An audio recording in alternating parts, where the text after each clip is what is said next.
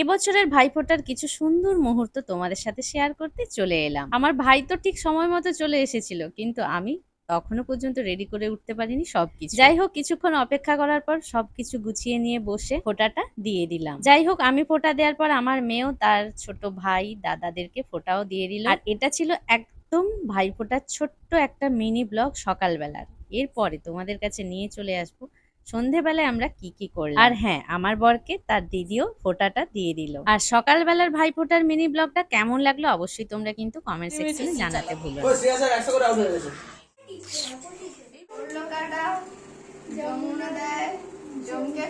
যমুনা জমকে বলতে আমার ভাইকে ফোঁটা না। এবারে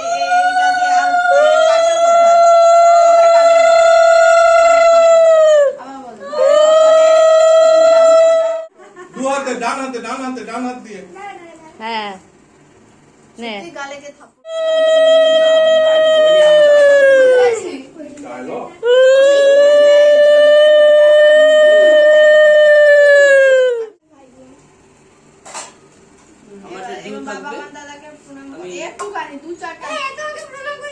কে তুই বল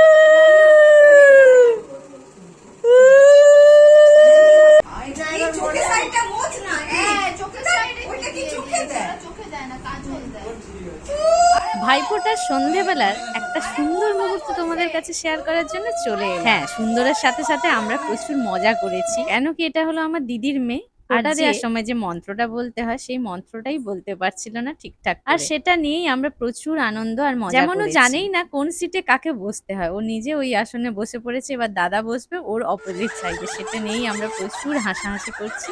দেখতে থাকুন ভিডিওটা, তোমাদের ভালো লাগলে অবশ্যই কমেন্ট করো।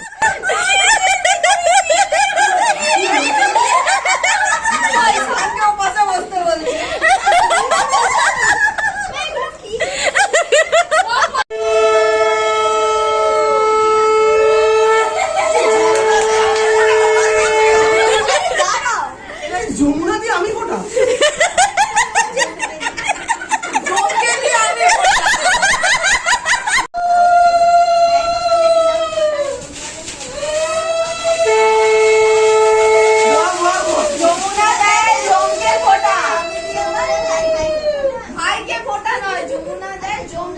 আমি দিই আমার দাদাকে ফোঁটা।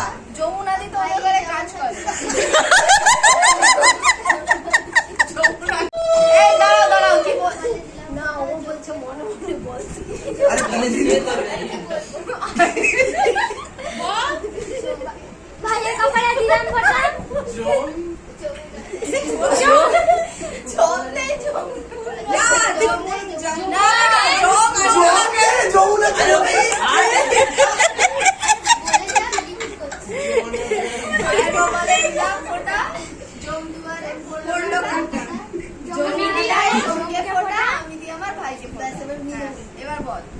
এবার বল, জম যেমন হয় চিরঞ্জীবী, আমার ভাই তেমন হয় জানো চিরঞ্জীবী। বাবা অত না খাইয়ে দে ঠিক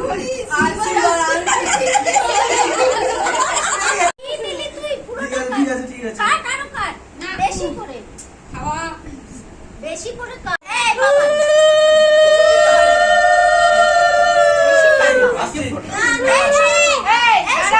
বাবা ভাইকে দে ধরে দি বললো শুনতে তুই তো চিপ থেকে খুলে সবাইকে অর্ডার দিচ্ছি। অত বড়টা আমি খাওয়া বলা খাওয়া দাদাকে ওই ভালো মিষ্টিটা খা ভালো। আম্মা বস এটা কি টয়লেটে যাবো? মাম্মা বস এখনো রেডি হয়নি, দেখ মাম্মাম দেখ 3 মিনিট পরে যত সাজা সাজবি ইনি এবার সাজতে বসলে মাম করিস না মাম। আছে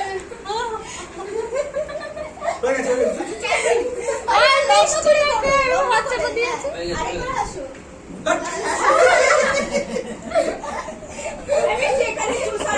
এবার ছবি তোল।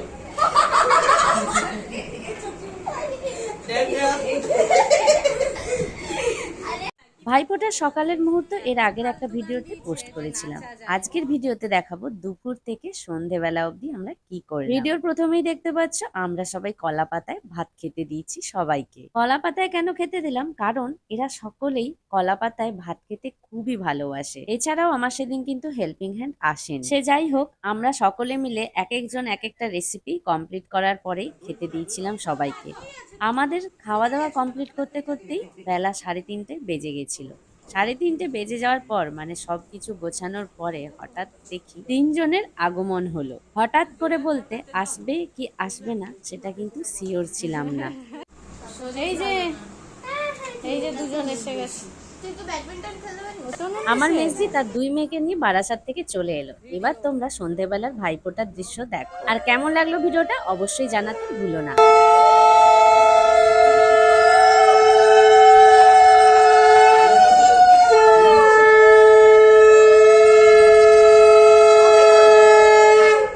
বলে দিবি, বলে দিলাম। কি? নাই। চন্দন দিয়েছিস? বাদ দে। ছেড়ে দে ওইটাই চন্দন দাঁড়া, আর ওই- বল, নেই তো। কোথায় আরো কি এই আছে? তো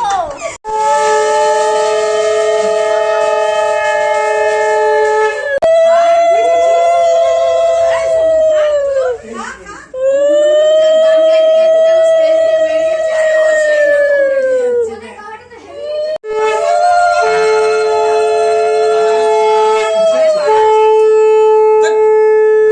বছর শোধ করবো।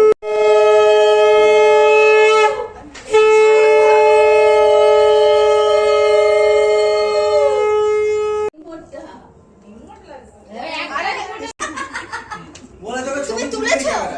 কি উঠছে ভাইফোঁটার দিন সকাল থেকে দুপুর অবধির ভিডিও তোমাদের সাথে শেয়ার করেছি। এবার আমরা সন্ধেবেলাটা কিভাবে কাটালাম আর কিভাবে মজা করলাম সেটাই তোমাদের সাথে শেয়ার করার জন্য চলে এলাম। এর আগেও একটা ছোট্ট ভিডিওতে তোমাদের সাথে শেয়ার করেছি যে তুবড়িটা আমি ধরানোর সাথে সাথেই বাস্ট করে গিয়েছিল। সত্যিই সেদিন অনেক বিপদ হতে হতে রয়ে গিয়েছিল।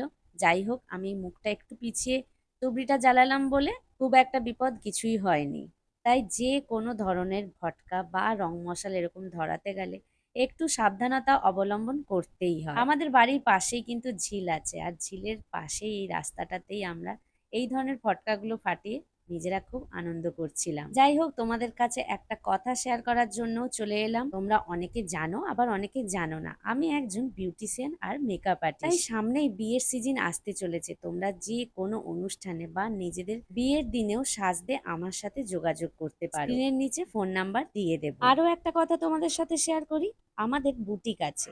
তো তোমরা এই যে সামনে বিয়ের সিজন আসছে, তাতে আমাদের কাছ থেকে সব ধরনের শাড়ি পেয়ে যাবে। শুধু তোমাদেরকে আমাদের সাথে যোগাযোগ করতে হবে। এবার আসি আমার মেয়ের কথায়। আমার মেয়ে এইসব তার বাবার কাছ থেকে বায়না করে কিনেছে ফটকাগুলো, কিন্তু দেখো কতটাই ভীতু। ওর হাত ধরে ধরিয়ে না দিলে ও একা একটাও কিন্তু ফাটাতে পারছিল না। সব ধরনের ফটকা ফাটানোর পর আমরা কিন্তু ঘরের ভিতরে গিয়ে আরো অনেক মজা করেছিলাম, কিন্তু দুঃখের বিষয় সেইগুলোর ভিডিও ক্লিপ নেওয়া হয়নি। কেন কি এই ভিডিওগুলো আমিই করে থাকি, আর আমি আবারও রান্নায় একটু ব্যস্ত হয়ে পড়েছিলাম। তো ভিডিওটা কেমন লাগলো অবশ্যই কমেন্ট সেকশনে জানাতে ভুলো না।